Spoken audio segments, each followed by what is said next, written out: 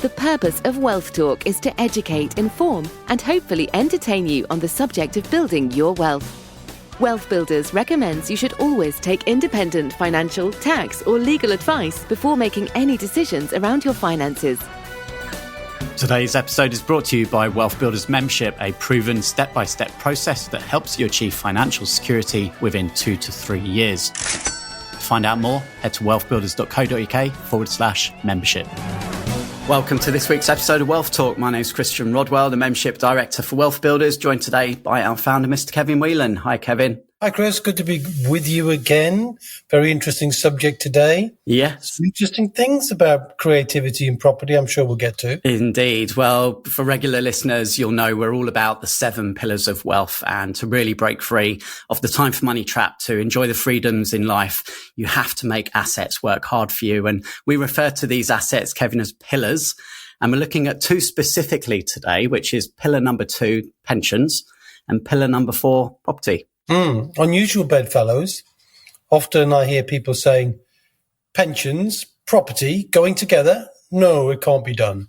But of course it can be. And our guest today shows very ably how you can do that. And we've got hundreds and hundreds of clients who've combined the value of their pension, where traditionally the only option would be the stock market.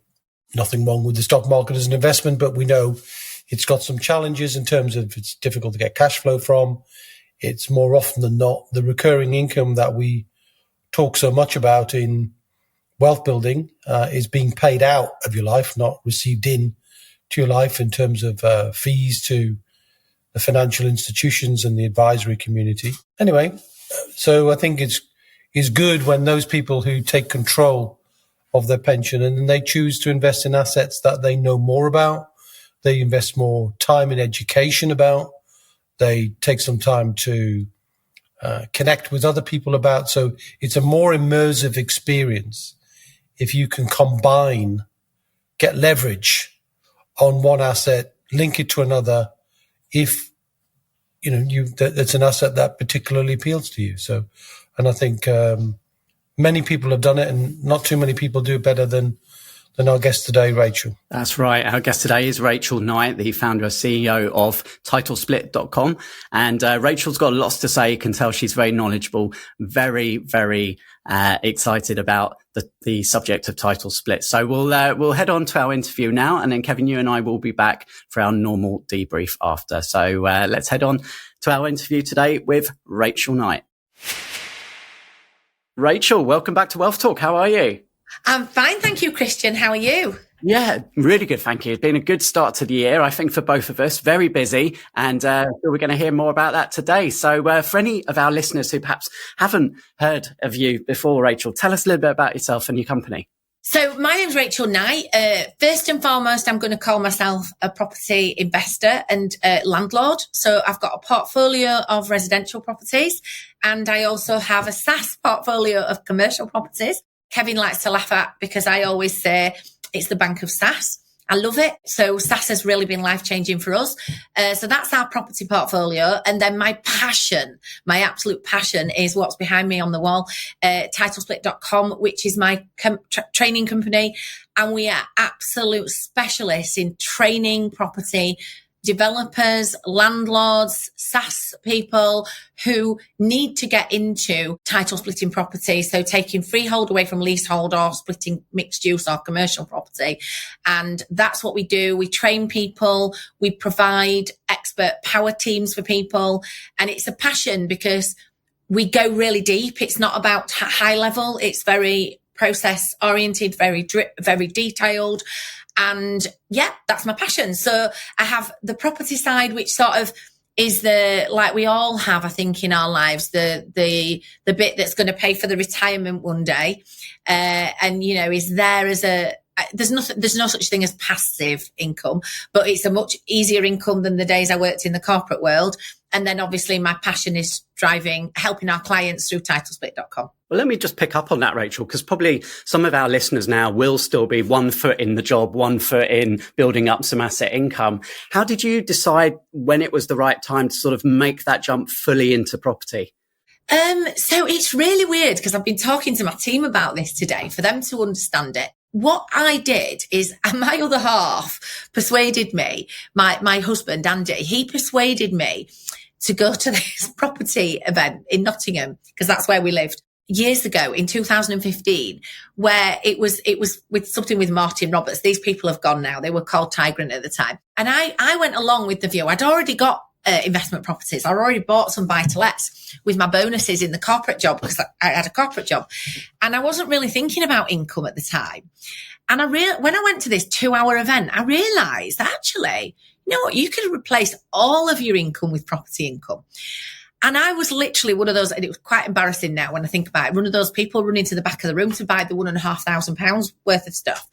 And that day changed my life because ultimately I realised within 2 years, I didn't work in the corporate world anymore. I'd replaced my income with property income, and I was running a property business, and we've been doing investments in properties since then. So yeah, that's what happened.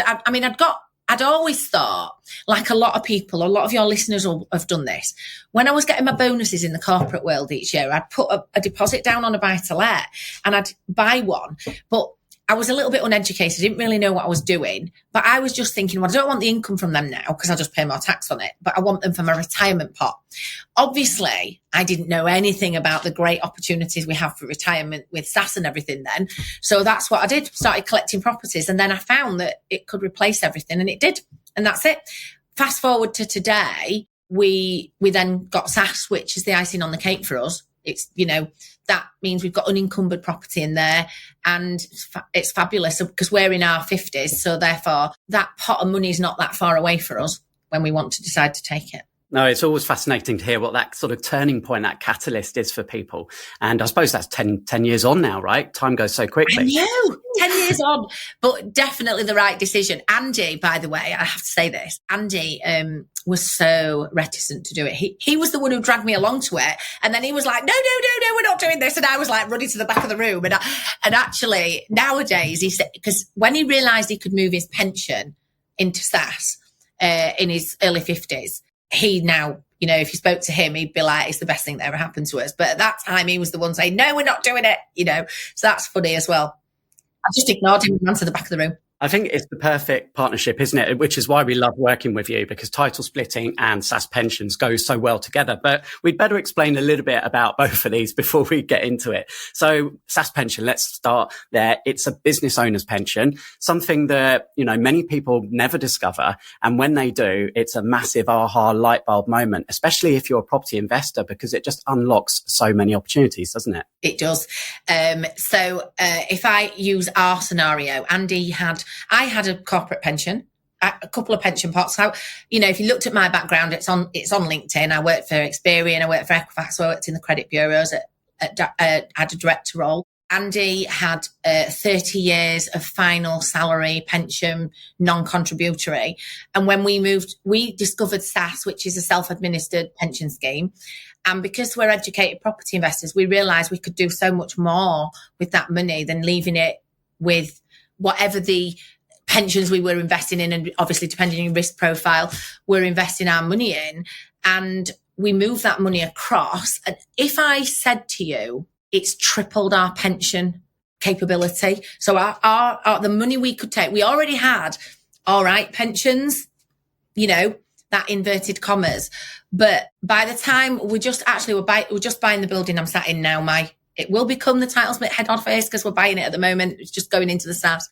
With the income coming into the pensions, and I'm just going to say this, just from the income coming into the pensions, if all we ever took was the income annually from the pension, never touched the pot of capital because we've put that into property, we would be getting 3 times more than we were going to get from our corporate pensions. So it's been a life-changing thing to do property and then pension as well alongside it. Like, I call it the icing on the cake, really. Yeah, it's quite incredible. And, I've heard similar stories of someone working 20, 25 years in the corporate world, a nice pension, but then coming out, finding out about SAS, and within sort of 5 years, doubling the size of that pension. Yeah, absolutely it's crazy. Yeah, it's crazy. yeah. And if you make the right investments, you'll minimize risk as well. And probably the risk profile to take different types of investments. But we're focusing on property right now. But like I said to you earlier, I might move it. We might move into other investments as we go forward. Okay. So what is title splitting, Rachel, and how does it work in property investment? Wow. So title splitting is like the most long-term thing that's existed for centuries that nobody knows about. And let me explain it.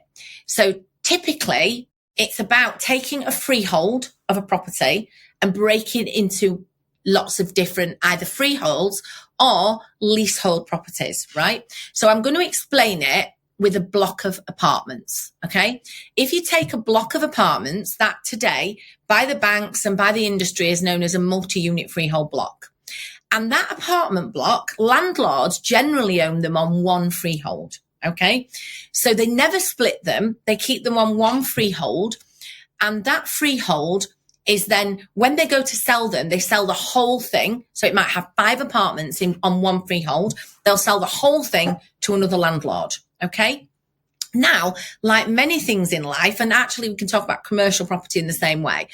When we break it up into its smaller apartment sized parts, it's worth more money.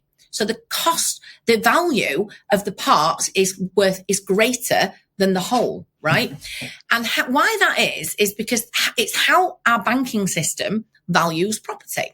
So the way that our banking system works is if it's an investment property, i.e. it can only be bought by an investor, a landlord, a property developer, i.e. maybe a commercial property or in this instance, a block of apartments. So we'll keep with the same 5 apartments. We sell the whole, we get a wholesale discount, but also the banking system values it as a hybrid commercial property. I'm saying hybrid commercial because it is actually residential, but they give it a commercial type valuation. Okay. And they do that based on its rent that you're getting from the tenants who are in the building and its yield in the area. Okay. Now, that's one way of valuing property. And that does not grow in line with capital growth because rent doesn't grow in line with capital growth. So it's also impacted by interest rates and all those sorts of things. So for example, as our interest rates went up in the last few years, the yields in areas went up, and that meant some of these commercial property values went down. Okay, so that's how it works. I'm not going to explain the whole financial system to you, but that's how it works. Secondly, we move over to the other side. Properties that we live in, our house, is valued based on local comparable valuations in the area. Now, I'm going to say a word that RICS surveyors hate, but property investors call it bricks and mortar, right? So it's the professional term is comparable values, but property investors often know it as bricks and mortar.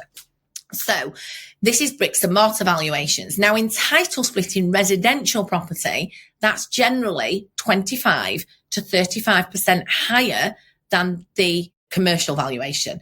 Now, what I want to say to you, even if it isn't a lot higher, once it's now saleable to individual owner buyers, and this is the key, alongside other locally comparable properties, right? Its value will grow in line with capital growth. So if you want capital growth, that's how we can get it, by doing title splitting. Now, I'm going to give you a different example now. In commercial property, we might create smaller units. So we might buy a big shed, right? For example, and I want you to picture a shed with, you know, these days they're building the great big distribution depots. But in the olden days, you'd go to the distribution depot was like a building with lots of little red doors going along the side. I don't know whether anybody can picture those. And these old buildings, for example, what's going to happen to them now? I'm just giving you an example. What you might do is break those doors. You know where the doors are at the front? They were the loading bays. They might be broken into smaller units. Now, in commercial property, by splitting them up that way, we make the unit worth more per square foot than it is as a big shed, right? So smaller. So for example, we've got a lovely commercial building. It's a CMO. It's got 7 commercial tenants, and the smaller units rent for higher cost per square foot than the larger units. So title splitting gives us access to higher valuations, and that's why we do it. Now, what's typically been said is don't title split till you sell. But I'm going to say, why wouldn't you want that equity in your portfolio during ownership?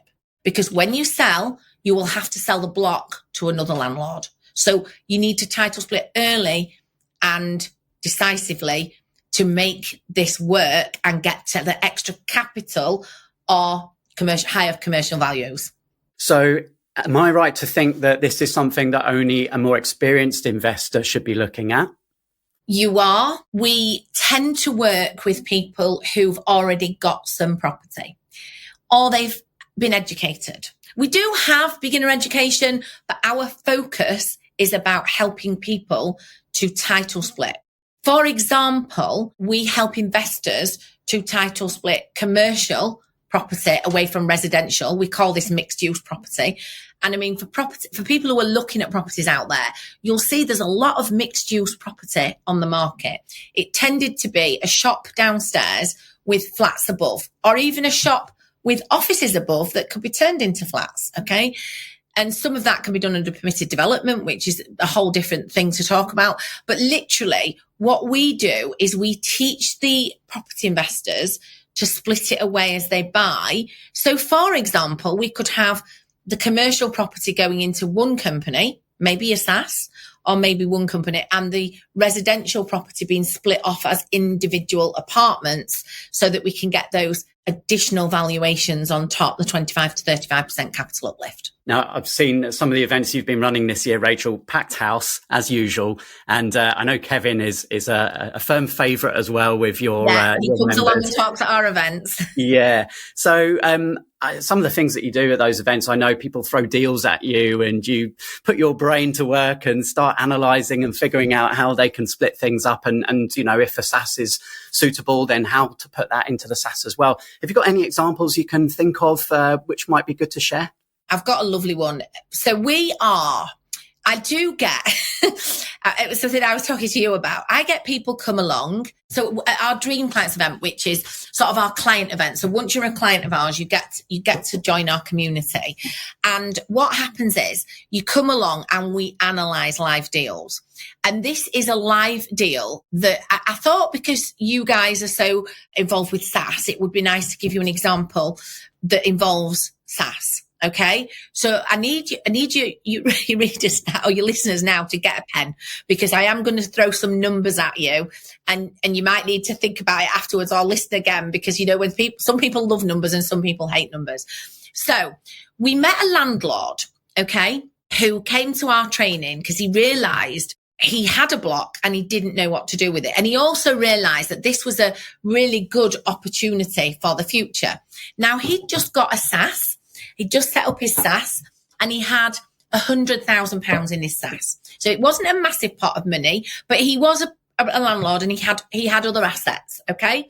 So he came along and he got this property that the family had owned for years, and it was now fully his, this particular property. And it was 5 fully let commercial units on the ground floor. So when I say that, they were shops. Okay. I'm not going to say the part of the country this is in, but it was in the Midlands rather than, I'm not going to say towns or anything because that would be wrong, but it was in the Midlands rather than being in London. Okay. Also, above those 5 fully let commercial units, recently developed and refurbished 4 fully let residential apartments. Okay. So they'd been shabby old apartments before, and he just refurbished them all to today's standard. So quite nice standard, good kitchens, good bathrooms, nice homes, but he was going to let them out. Now, he'd just had a valuation by a commercial bank of £750,000. So this is 5 commercial, 4 residential, valuation £750,000, right? So some people might think that's a lot. It's not. This is a really poor valuation. And this is because it was based on his commercial values and his rent and yield on residential. Okay. So I then said to him, if you were to sell these apartments individually in this area, how much would they be worth? So he said to me, well, the local valuations, similar apartments are going for 175,000 each. And remember, there's 4 of these apartments. So the 4 apartments alone add up to £700,000. Now, the bank had just offered him a 75% mortgage, the commercial mortgage, on the 750,000 valuation for the whole block. So it's counted as an MUFB, a multi-unit freehold block. And I said to him, whatever you do not take that mortgage, because you are going to leave a lot of money in this property for the next 5 years that you don't need to. And we're going to title split it. Okay. And what title splitting means is we're going to grant leases for the 4 apartments, and that means sell. So grant leases means sell. So the 4 apartments are going to grant leases, and we have to do that to another company. Okay. So the leases are now granted to the other company at 175,000 each. Okay. Yes, he has to pay a bit of tax on that, but bear with me here because that's sort of irrelevant at this stage. Okay. Because of the money he's going to make out of this. So what he does is he grants leases at 75,000. I can't help it. I'm a lady who likes my calculator when I'm doing these things because I'm used to doing it live in the room. So he's now got 700,000, right, times by 75%. So that's the mortgage you can get. So he can still get 525,000, the same amount of money because, sorry, the last mortgage was 70%. He can still get 525,000 just for the flats. But hang on a moment. He's still got 5 commercial units at the bottom. Okay. He hasn't done anything with those at the moment. Okay. So I said to him, how much? It's hard because he's now going to be cost per square foot and he's based on the rent he's getting on the units. How much do you think these are worth? And he said, maybe 100,000 each. Right. So I'm taking this from the landlord. He knows his property better than I do. He said 100,000 each. I said, oh, that's interesting. You've got 100,000 in your SAS. And he said, yes. I said, what if you sold one of those to your SAS for £100,000? He went, yeah, but I've only got enough money for one. I said, bear with me. Just bear with me. Okay. I said, when was the last time you paid money into your pension from your limited? By the way, these were in a limited company. I do need to say this building was owned in a limited company. This is important, right? Because if you own it in your own name, it's different. But this was owned in a limited company. So I then said to him, okay, so you've sold those over to this company for 525. You've got the mortgage for 750, sorry, at 700. You've got the mortgage over here for 525 in this other company. You've put this one property into your SAS. I said, but you know, you've now got profit in this company for this transaction that you've done already. He said, yes. I said, well, you're going to pay yourself a load of money into your SAS as pension contribution. And as you haven't done that for 4 years, because he's a landlord, he's not paying into his pension pot. I said, that's probably £200,000. So now you've got 200,000 in your SAS, right? And he said, wow. I went, tax free, because that's not going to cost you anything in tax. So you're going to save corporation tax on that money because you've now paid yourself the money that you can pay into your pension. Because at the moment, guys, you can pay 60k a year into your pension tax free. As we speak today, who knows what the Chancellor does in a few weeks' time. Okay. But that's what, as we speak today. So today we can pay 60,000 a year. So he's paid 200,000 because he's backdated it to other years into his pension. That's something you can speak to the Wealth Builder guys about. Okay. And then now he's paid 200,000 in there and he's saved over 50,000 in tax. So that's the first thing. That's a nice tax saving. Now, what we do next is we buy another 2 of these properties into the SAS. So he's now got 3 properties and their rentals. So we do that by granting leases again, right? And those rentals are now being paid into his SAS, which, yes, you guessed it, is now tax free. It's free of corporation tax, right? So let's tell you this. This is how we help our customers structure deals. So at this point, he said, I'm a chartered accountant. And I chuckled because I said, okay, well, here's the thing. You've now got 2 other properties, but I want you to understand, instead of his building being 750,000, if you add the 5 properties at the bottom and the 4 together, it comes to 1.025 million. So he has got a huge amount of different valuation and capital by title splitting. Does that explain how title splitting works? That's a fantastic example. It really is. And why was it so important that that was owned in a limited company then? The reason is that to pay himself pension. I'm not aware, unless you can tell me something different, Christian, because this is your area of expertise, that I can pay myself the pension out of my private funds, but you might be able to tell me something different. Well, we'll get Kevin's expertise on that one afterwards, I think. And I think that's a question for Kevin, because I'm not a SAS expert. I'm just a lady who happens to have a SAS. And also I'm an expert at structuring title splits, which involves structuring them into SAS. But I'm not the ins and outs of SAS expert. But what a powerful example there. I mean, and hey, in probably 5 to 10 minutes, you blew the room away, I'm sure, with that example. I love it, because it's just when I get to show people this stuff, and let me tell you, it's so hard to do, but we show people how to do it. And we then give you people that can help you do it, like solicitors and everything else. But I think the thing is, that man was just blown away because he just couldn't believe that.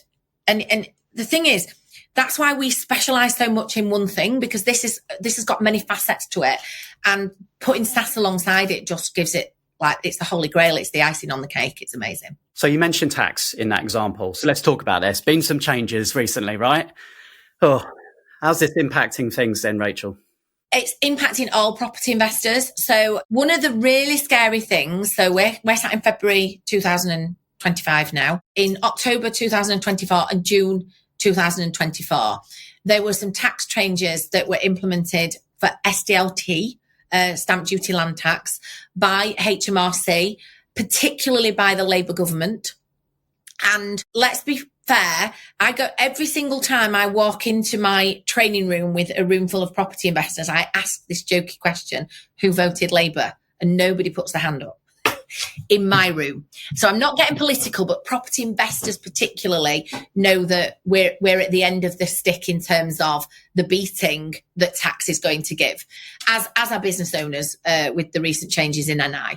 So let's just talk about this. So what was published as a headline in October 2024 was that property investors would now go from paying a 3% additional tax for buying investment property or residential investment property to 5%. That was the only thing that was said in the budget. But when you actually went into HMRC and looked at the SDLT rules, and you can do this for yourself by going in and putting in stamp duty land tax calculator, and you can go, stamp duty land tax rules, but make sure you go into the .gov, because there are companies out there who try and catch you paying them money. Make sure you go into the .gov website, and it will explain to you some of these things, but they are very complex. This is the hidden bit that wasn't shown. We used to have something called linked transactions or multiple dwellings relief, where if transactions were linked together and more properties were involved, you got tax reliefs on that. And that was up to June. And there are still some tax reliefs available. Like, for example, as I speak today, and I'm always going to say that, I dated this on purpose, because if you're listening to this in 18 months' time, you can't assume that's the rule then, because the government's changing it. I mean, literally, they announced on the 30th of October and it was in place that night at midnight. So things can change that fast. So what they didn't tell you at the headline level was that instead of now linked transaction relief reducing your stamp duty land tax SDLT, you are now going to link transactions together to increase it. And I'm going to explain how. So I use the example of this particular landlord if he was selling those properties one at a time. And Christian decides to buy them one at a time. So Christian buys one of his properties the first time for 175,000, right? And Christian moves in with his family, and that's his new home. And then a year later, he goes back to this landlord and says, I'll buy another one and I'm going to rent it out. So he buys that one and he pays an additional 5% stamp duty. And then on top of that, the government and now the HMRC will now add those two transactions together, right? Which will now hit a higher tax bracket for SDLT, and they'll charge you the SDLT on the first and the second transaction. So you now owe more tax on the first transaction that you've already paid. Then a year later, Christian comes and says, I'm going to buy another one of these as an investment, right? They add the 3 together. And then a year later, we buy another one. They add the 4 together, and so on. And that happens until we get to 17% SDLT, right? So the base level is a couple of percent, and we get to 17% SDLT. This is rather scary. So what this will do is it will put landlords, it's designed, let me tell you, they haven't said why they've designed this, but it's pretty obvious. It's because they believe that the landlord should be selling those properties to individual owner buyers.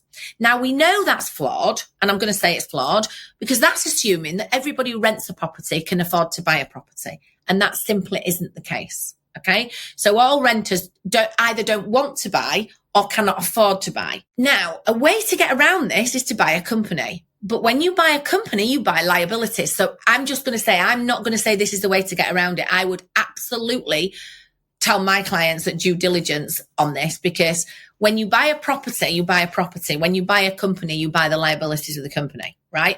So, and the tax would be lower in that instance. So there's a real, and that's assuming the landlord wants to sell all the properties in one go. Landlords often sell their portfolios over a number of years, but if they sell them to the same person, every property to the same person, then they're all going to get linked together for SDLT purposes. Not something you hear many people talking about, that, is it? Because they don't know about it. It's a bit like nobody's talking about the bad news. However, can I just go back to, if I'm going to make 35% additional capital uplift on day one by title splitting a property, and I have to pay an additional 5 or 6% in tax, I'm going to say, so what? Because now my property is going to grow in line with capital growth. And when we sell a property, we don't pay SDLT. So I think there's a lot of things here that if you're not fully educated, you could slip up on, right? And, there's the whole side of pensions, understanding SAS pension rules and being a responsible trustee. But then, of course, title splitting coming with lots of nuances, lots of tax implications if you don't do things right. What are some of the common mistakes that you see people make, Rachel? So actually, the biggest one is property investors think, I'll get a deal, buy it, and then I'll work out how to title split it. So they might go off and buy a shop with 2 flats above, and they think, I'm not going to worry about it. I'm just going to buy it as it is, and then I'm going to title split it. Now, what I'm going to come back to tax again, right? When I buy a property, I pay stamp duty land tax. When I title split a property, so I split some off into the SAS, like that deal I just showed you earlier, and I split some off into my propco, I also pay stamp duty land tax again. So if people are educated and have the right power team, and it's not just a solicitor, it's a whole team of individuals around them, which we provide to our clients, then they will title split on the day they buy it. So that means they'll pay one lot of tax. Now, these transactions I was talking about here are small, but I see deals. So if I see a London deal, for example, if somebody bought a block of 15 flats in London and didn't split them as they bought them, right? And the second lot of SDLT could be hundreds of thousands of pounds. Now, there is still a relief available where if we buy over 6 properties, it's residential properties together, it's classed as commercial today. It's available today as we speak. I don't know that it was because they missed it, right? I just don't know. So what we can't rely on is those things being available to us in the future. If we split as we buy, we minimize all our costs. We put it into the right financial structure, and we go forward with individually held properties in our company structure or our portfolio as we see fit. It's particularly important when you are trying to put something into a SAS, because you can't put residential property into a SAS. It's particularly important if you want to save yourself tens, if not hundreds of thousands of pounds. So we see people, it's worse than that though. We've seen people who've bought a property realise they're struggling to work out how to split it and then come to find us. And we realise, for example, a 68-year-old person's bought the property on land with multiple outbuildings that have been developed in their own name. So now we've got capital gains tax. Now it's in the wrong company structure. Now we can't get it out into it's a complete and utter nightmare. And so what we do is we teach people to structure it right from the day they buy it. And then if you do that, and we call it reversing into the parking space, it's very simple. If you reverse in, you can drive out. If you don't reverse in, what will end up happening, we hear this a lot. A lot of people say, just split when you sell. Well, that's okay, but that's not possible. If you own a block of apartments, when you go to sell it, are you really going to clear all your tenants out to sell to individual owner buyers? And will your bank let you do something we call reducing security, one property at a time, sell one property? They won't. So you're going to end up having to get a bridging loan or put your own funds in to sell it. So it never happens, and they end up just selling the block. Another one, God, there's so many. Another pitfall is if you don't do this properly as you buy it, people buy blocks where, say, one flat has been sold off and then they can't get finance because it's a broken freehold. So there's so many mistakes that people can make. So we teach them to reverse into the parking space and split as they buy. It's clear to see your passion and your expertise in this subject, Rachel. And final words, I suppose, for anyone listening now who's in property, they're feeling like it's just getting tough. They're not really sure which way to turn. Perhaps they're sat on a pension. They don't realise they could unlock that. What would be some final words for our listeners? So I'm going to come back to why I started doing title splitting in 2017. My mentors that I'd invested all this money in the training couldn't show me how to do it. But I realised there was such a massive opportunity that is just growing and growing. And there are currently over 500,000 blocks of apartments and mixed-use properties in the UK with more than one address on a freehold, right? Over 500,000. At least 214,000 of those are owned by private landlords in their own names or in small limited companies. Many of those landlords are looking to exit, and it's a huge low-hanging fruit opportunity. There's also the opportunity to convert commercial property into residential property, another low-hanging fruit opportunity. Those who are early adopters are taking advantage of this. I'm going to say there's a lot of saturated property strategies out there. I'm going to talk about serviced accommodation being an example.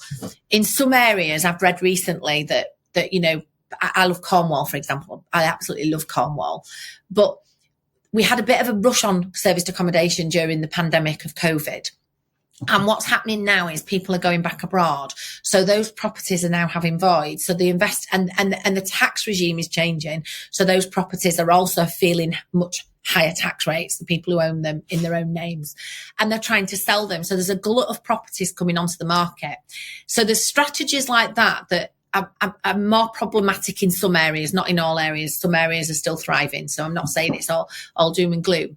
You need to find things that are going to take you forward with momentum, that give you an opportunity to do it now. If you've got money sat languishing in a bank on a pension, if you've got extra profit in your company, why aren't you putting it into your pension and then utilising it to potentially do property? Because that's what I say.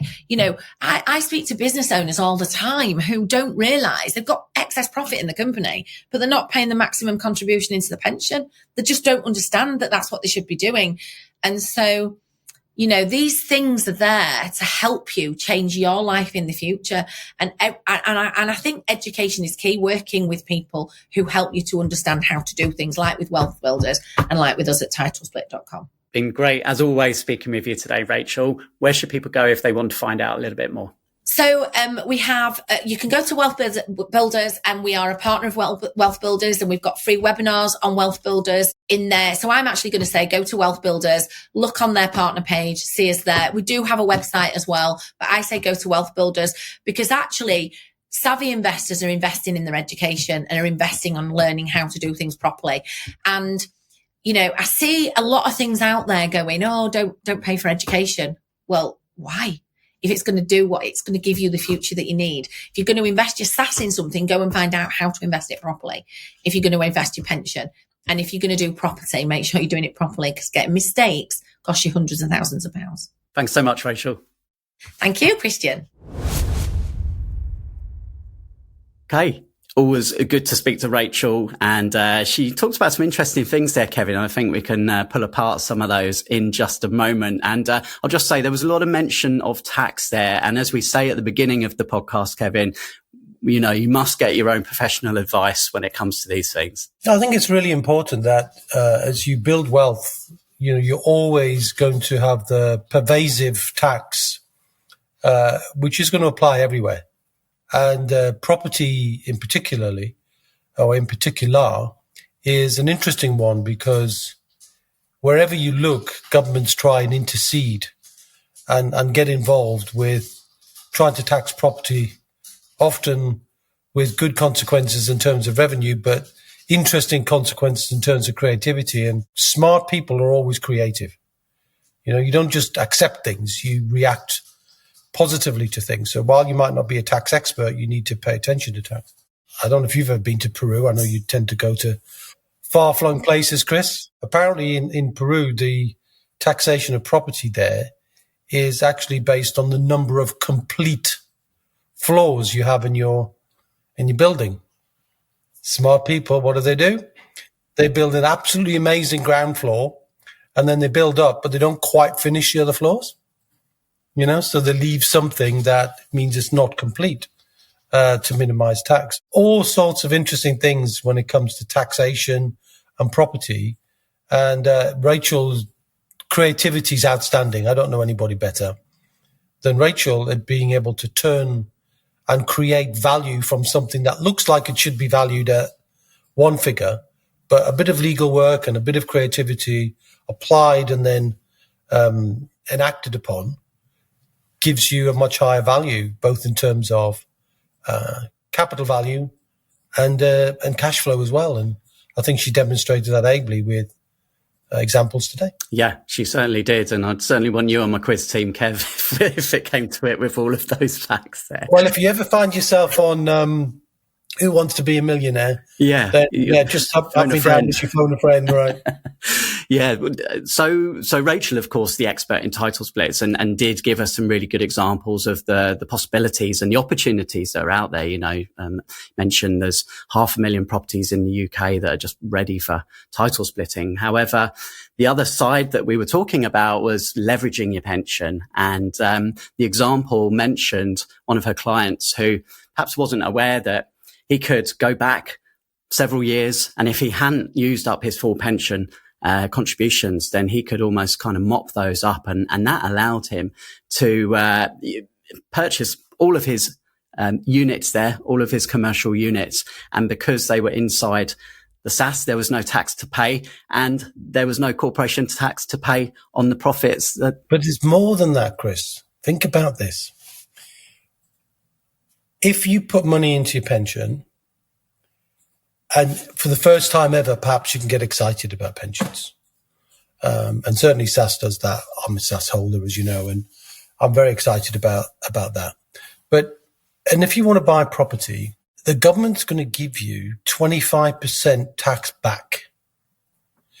So if you think about the words and just apply the creativity to the words, if somebody gives you tax back on something you bought at 25p in the pound, then it means you paid 75% of its value. So that's a discount of 25%.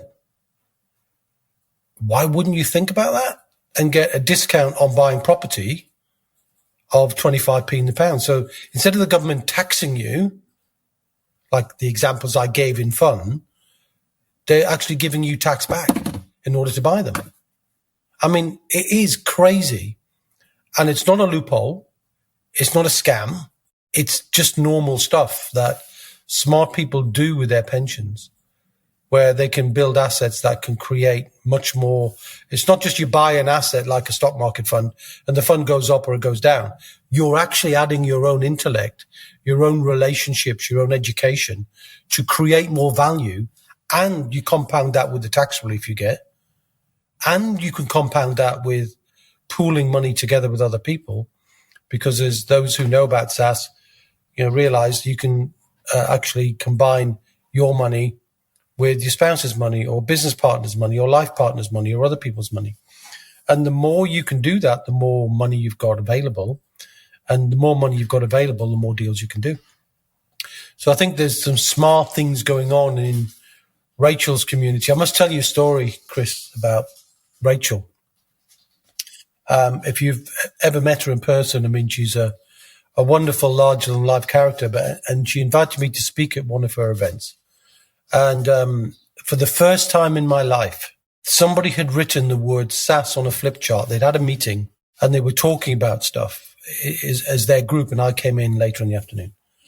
And when I walked in, I saw the word SSAS and some case studies already on there. And I've never been to a meeting where SSAS has been discussed before I've even got there. Usually I'm the person who introduces the concept, but Rachel had done such a great job. And the example that they were sharing was just incredible power that someone had combined their pension knowledge, turned their pension into an action, turned that action into property, turned that action into property with title splitting. And the combination was so hugely powerful. You can double, triple, quadruple your pension in very short order. Notwithstanding, you have to understand what you're doing. You have to understand risk and you have to manage risk and all those things. I'm not saying that any solution is a panacea for all people. There's no one solution and there's risk in everything. But the opportunity to double, triple your pension in a few years as opposed to wait for 35 years and hope is a very powerful concept that I would encourage people to have a look at. Indeed. And I'd like to finish today, Kevin, with reading a review. And it's a really lovely one that's come in, actually. And Rachel talked a lot about the importance of education, as we obviously are big advocates for. And we've had a review on Trustpilot. No name here, but a rare gem in wealth building is the title. And it says, it's not often you come across someone in the wealth building space who genuinely puts integrity over profit. But that's exactly what I experienced with Kevin Whelan and Wealth Builders. Unlike many organizations that are desperate for your money, promising they can meet all your needs and solve all your problems, Kevin took a completely different approach. After an honest conversation, he told us we were already on the right track with our wealth building goals and that his services weren't necessary for us. Now, he could have easily said, yes, you're on the right path, but with us, you'll get there faster and better, like most companies do to make a sale. Instead, he was upfront and didn't sugarcoat anything. No dream selling, no pressure, just pure honesty. His 7 pillars of wealth building align perfectly with what we're already implementing for generational wealth. And rather than trying to take our money, he simply reinforced that we're doing the right thing. If you're looking for someone genuine, knowledgeable, and truly committed to helping you succeed, I highly recommend Wealth Builders. You won't find gimmicks, just real guidance from someone who actually cares. So, no, it's nice. It's nice to know that people are willing to put pen to paper or fingers to typeboards or whatever, and just give us a review. And I'm grateful for that. And I think whether people do the review or not, that's exactly the approach we take. So, if it's a good fit, and we're always happy to spend time, send resources to people, have conversations, always looking to make sure that the outcome that is the best one is the one that's received by the client, or our members, as we prefer to call them, of course. And not everybody's a right fit for us, and we're not a right fit for everybody. So I think we know when we are, and if I think they're already on a good track, I'll maybe make a suggestion or two, and that's fine. But they don't need to engage with us in any form of formal capacity if it's not required. So, I appreciate the review. I know who it is, and if they didn't put their name to it, I'm not going to say who it is. But nonetheless, it was a husband and wife combination, and I know who wrote that now by the tone. It was the wife in the equation there. So it's great, and I thank anybody who takes time, if they're not a good fit for us or we're not a good fit for them, to say, yeah, but they appreciated our integrity. Well, we've got lots more wonderful guests coming up over the coming weeks, and we can't wait to bring them to you. But if you enjoyed listening to today's episode, then please do hit the share button, send it to a friend. And Kevin, we'll be back same time, same place next week. We will indeed, my friend. And until then, see ya. We hope you enjoyed today's episode. Don't forget that we are constantly updating our resources inside the Wealth Builders membership site to help you create, build and protect your wealth. Head over to wealthbuilders.co.uk/membership right now for free access. That's wealthbuilders.co.uk/membership.